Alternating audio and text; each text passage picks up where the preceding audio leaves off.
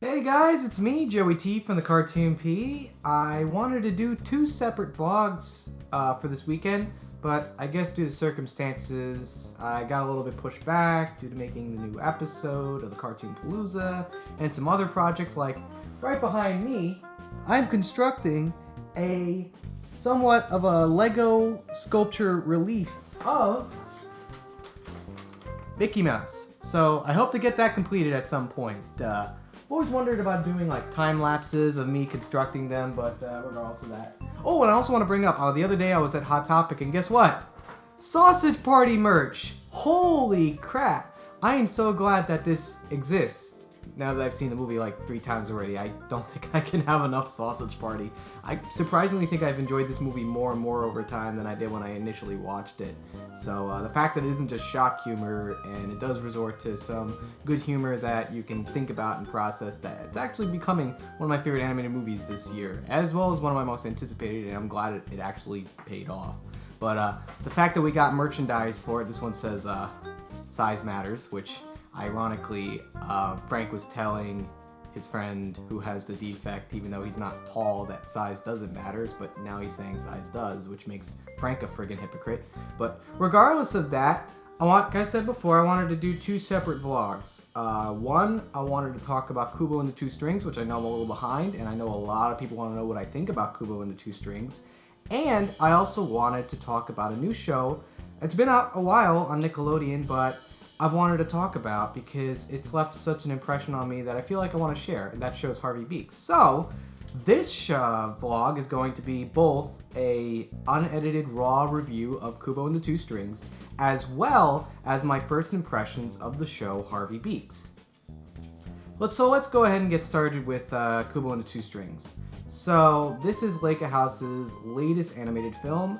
In case you didn't know who Leica was, at this point, if you're an animation fan, you should really check them out because they're a really great stop-motion studio in Portland that utilizes 3D printing technology that allows them to create more expressions on their characters. They've created Coraline, Paranorman, 2 movies that I've technically reviewed, Box Trolls, which I did in another vlog video, which the more I'm thinking about it, I want to revisit that movie. I feel like I've only seen it once and I want to go watch it again. But these films, very beautiful, focused on the craft, and they deal with dark themes. And in some ways, you could say that Leica is doing what Don Bluth did when they started earlier in their career, which is make these beautiful animated movies that deal with dark, heavy themes of death and loss and betrayal. But regardless of all that, Kubo and the Two Strings is their latest film, and probably their more action-packed film. The best way I could describe this movie is hero's journey. I know that word's being thrown around. Joseph Campbell gets thrown around a lot, especially when talking about the archetype of a hero. But I do feel like this really does apply. In some ways, they do focus a lot on the hero's journey aspect of this movie. Kubo is I don't know how young, probably like a preteen. His mother is a daughter of a mad god. She betrays him by marrying a samurai, and that causes a big thing in the family, which eventually causes Kubo to go on a journey. I know I'm skipping a lot of things, I'm jumping from point to point to point, but you know, I feel like if you cover like the basis with these heroes' journeys, it's worth saying like, okay, so you have your hero, his situation that he has to overcome, the characters that he joins up with so that he can overcome this obstacle. He deals with betrayal and at some point a heavy loss, which then he overcomes and prevails. That's basically what a hero's journey is.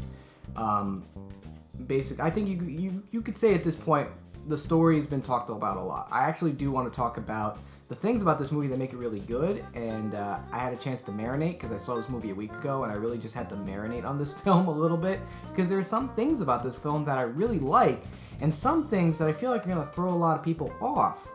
For starts, like most of Leica's films, this is a very beautiful film that's worth seeing on a big screen. This is a gorgeous looking movie, especially because it's set in feudal Japan, which gives it this feeling of Akira Kurosawa's films. I actually haven't seen too many of these films, but from the ones that I've had to see, there's always a focus on samurais, this romanticized legacy of the samurai. It's very apparent in this film. I also want to say the voice casting. Despite the fact that these are celebrity voices in the movie, Rooney Mara plays the villains. I'm laughing thinking about it, but I forgot which Stark boy is playing. But the one that got shot with arrows in Game of Thrones. Spoilers! Oh no! Whatever. But yeah, he's the dead one of the dead Stark kids. It plays Kubo. Which I find funny, regardless of that, if you haven't told. But Charlize Theron, holy smokes. She does a really good job as Kubo's mother and another character in the film. This movie does get very heavy. I'll put it to you this way. The movie does get really, really heavy. But that's not saying that it shouldn't get heavy, because a lot of the other Lake House movies also get pretty dark and heavy, as I mentioned before. But the themes that they deal with, I feel like are going to alienate a lot of audience members. For me, watching this movie, the first thing that really stuck out to me was that this is a risky film. This is a movie that's taking a lot of risks. And I think this is a studio that can afford to take risks. Travis Knight, he directed the movie. His father, he's also the CEO of the company. His father's also the CEO of Nike. So I feel like, regardless of how much money this movie makes, they're going to still make movies because they have a good backer. Nepotism for the win, regardless of that. It does pay off, and it's great to see that they're making these creator-driven, heavy movies. But you could tell that they've taken a lot of risks and can afford to take a lot of risks. Something a lot of independent studios can't do because financing is really hard. So the fact that they were able to take all these risks, and in some ways are going to alienate a lot of moviegoers. I know a lot of critics have been saying that this is a movie age-appropriate fun for your family. Let me put it to you this way. I work with kids. I know what it's like working with kids, and as much as you want to say that kids should be watching movies like this, which I actually do agree. I think kids would love this movie, but in some ways, most kids, given what they're normally watching these days and the stuff that is, readily available, they're gonna watch this and they're gonna be thrown off. They're gonna have mixed feeling emotions, which I think are gonna be awesome. But considering that this is a movie opening up in theaters, and its big thing is that it's going to be making a lot of money in the movies, is that they're going to try to rely on things that will keep the kids in the theater. The humor in this is very slow pacing. The dialogue is not snappy, and as you can tell, it's set in the past. They don't rely on pop culture, which I'm glad they don't do that. But a lot of kids are going to look at this. I don't think they're going to kids coming out of this movie are not going to be quoting this movie. I think they're going to have tattooed nightmares for the rest of their life, the same way Brave Little Toaster did for me. But I think that's great, because I think it's introducing children to new feelings that they're going to be able to experience. But as an audience member, watching this movie, I thought it was great, but something about this movie that kind of threw me off was a problem I have with most Christopher Nolan films, which is it's very dialogue heavy, especially in animation when it's all about showcasing everything in visually, and they do that through great sequences that deal with origami stop motion, which I think is done really well. There are certain qualities about this movie where I feel like they're just over explaining stuff, and it made me feel like I was watching a Christopher Nolan film at some point. I don't think that's bad. I think it's great that they're taking this very seriously and they're so invested in this story, but I feel like as somebody who's there to watch an animated movie and it wants to focus on the action stuff, I feel like that can kind of throw me off a little bit. And and it also feels pretentious. It feels like in the first 10 minutes of the movie, it's not a lot of dialogue. In fact, when Kubo is taking care of his mother, it does not rely on dialogue, and it completely talks about what they're doing. Great, the fan turned on. I'm gonna have to skip a little until the fan turns off, so 1 second. First 10 minutes of this movie are amazing because they don't require a lot of dialogue. It focuses on explaining everything visually, which I think is the beauty of animation, is doing things visually. And then when they have to resort to over-explaining stuff, it does make it feel a little bit pretentious, which kind of threw me off a little bit. And one thing I do have to give this movie credit for is that this movie does what most hero journeys take about 3 movies to do. Star Wars and even Kung Fu Panda. You can even say Avatar: The Last Airbender takes a hero's journey and does it within 3 seasons. So the fact that they're doing it all in one movie is amazing, and doing it very well is good. Do I think this movie's great? Yes, absolutely. Do I think it's one of my favorite from the studio? That's hard to say. Honestly, I feel like this movie reminds me a lot about the instance when the directors of Beauty and the Beast went from doing that to getting to do Hunchback of Notre Dame. So Beauty and the Beast is a movie that elaborated on some pretty dark, heavy themes, and but at the same time, it's very family appropriate, taking a fairy tale, and the fact that they were able to get nominated for Best Picture is another notch in their belt. So in some ways, when they're approached to do another project, and the next movie they do is an adaptation of a really dark source material, The Hunchback of Notre Dame, and especially incorporating a lot of Les Mis themes, because that was the big Broadway play at the time, was very big. It was a very big deal. So do I think all the risks they took were good? Not really, because it was very alienating, but it was still a really good movie. It was just darker than what most people expected. So in some ways, I really appreciate this movie. I love that it took a lot of risks, and well, I still think Paranorman might be my favorite from the studio, but I still recommend that you check it out. All right, I'm gonna put Piper down now. Oh, it's good to be on the camera. Yay! Anyways, I think she enjoyed that less than I thought she would. Regardless of that, let's go ahead and talk about Harvey Beaks. Harvey Beaks is created by C.H. Greenblatt, who used to work on SpongeBob, but then on Cartoon Network got to make his own show. A little known thing is that he's also Fred Fredberger from Great Adventures. I like nachos! I want to go poo-poo! Regardless of that, he created Chowder, which was a very out there show, very meta. In fact, it was one of my favorite shows on Cartoon Network at the time, because it was just very much a pure cartoon. And it was very wacky, it was very over the top, it was very, all this stuff, just everything in the kitchen sink, and it worked out really well. I'll even go as far as to say, if it weren't for Adventure Time, this would have been the show that, moved Cartoon Network away from all that, that rut they were going in when they were having like live action kids shows, which I thought was stupid. You go to Cartoon Network to watch cartoons, not this live action crap. And if it weren't for Adventure Time, I would have said Chowder was that transition, that cartoon that led into, the current renaissance on Cartoon Network.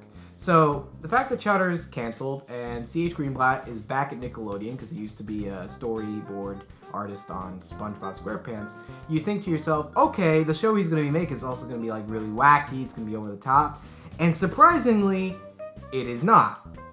And I'm grateful for that, because this show, from the few episodes I saw, and I'm kind of sad that I didn't watch this from the beginning, because it's 26 episodes going on to its second season, but this show is very good. Like, it's very innocent. And in some ways, this show reminds me of what another Nickelodeon show did that not a lot of Nicktoons are doing, and that's Rugrats. I grew up loving Rugrats. I love the innocence of that show. And for years, people would ask me, like, friends growing up, going to school, my friends would ask me, like, what's your favorite cartoon? Rugrats. Why? It's babies. And, it was hard to explain. It was like, I don't know. It's just really entertaining. But, as an adult, I'm able to process what it is that I loved about Rugrats, and it really just came down to good characters, good music, and good themes, and overall innocence. There's this childlike innocence to the show, and the fact that these kids are going on these adventures with, to us it's low stakes, but to them it's like bigger, over the top, was kind of endearing. But in some ways it's weird, because I'm going back between Cartoon Network and Nickelodeon. I apologize, but it's weird because for a long time Rugrats was Nickelodeon's flagship show. That show was the longest running show before SpongeBob, and the fact, I don't think they really made a lot of shows that were similar to Rugrats, which I think is funny because SpongeBob's the flagship show on Nickelodeon, and the thing Nickelodeon's just focusing on is keeping SpongeBob on the air and having shows that are just like SpongeBob. As much as I liked Fanboy and Chum Chum, it was very much a SpongeBob clone. Sanjay and Craig, it's SpongeBob with an Indian boy and a snake, would focus on more juvenile humor. And Breadwinners. Holy smokes, I've gotten a lot of requests from you guys to talk about Breadwinners. And from what I had to say, I could see why a lot of people want me to talk about this show. But they're all SpongeBob clones, and they're all focusing on the things that make SpongeBob good. So when you have a show like Harvey Beaks, which deals with children in this woodland-like area, doing, low-stake things, but with high-stake consequence, to them it seems higher stakes, and great music, good characters, is weird because you kind of expected them to, back in the day, if they're doing what they did with SpongeBob, making SpongeBob clones, why didn't they make Rugrats clones? I'm not saying that Harvey Beaks is a Rugrats clone, but it's celebrating what Rugrats did. And I feel like if they do this right, this could be a really good long-running show on Nickelodeon. Maybe not. I don't know. But I didn't really... I'm talking about its impact. I'm not actually talking about the show itself. So, in the show, you deal with 3 children. They're friends. And one is a bird. He's kind of like the Chucky of the group. He's a little bit anxious and he's, more thoughtful. Whereas his friends are more like the Phil and Lil. It's weird because you don't really get a Tommy. In some ways, they all have the qualities of Tommy. And they interact with characters that, like in Chowder, are very out there, very wacky, but still very subdued. You kind of have to appreciate it. It's very subdued. And they do fun things like, I don't know, going to the water hole, jumping off of big trees, but, finding out that they're too high in a tree. One episode that I really enjoyed was called The Finger, which has this, you could feel, it was like My Neighbor Totoro, where this finger is like this sentient being that only a few characters know about, and they want to know more about it, and they go kind of like on this little, not journey, but they go on this little arc with this character, this finger, and it's very entertaining. The art in the show, it's not too detailed, but that's good. I like the processing they did, where the backgrounds are photographs, but then they reprocess them and paint on top of them with watercolors. Believe it or not, this is a technique that goes as far back as, believe it or not, as far back as Fritz the Cat. In fact, that was the one way they made their backgrounds in Fritz the Cat.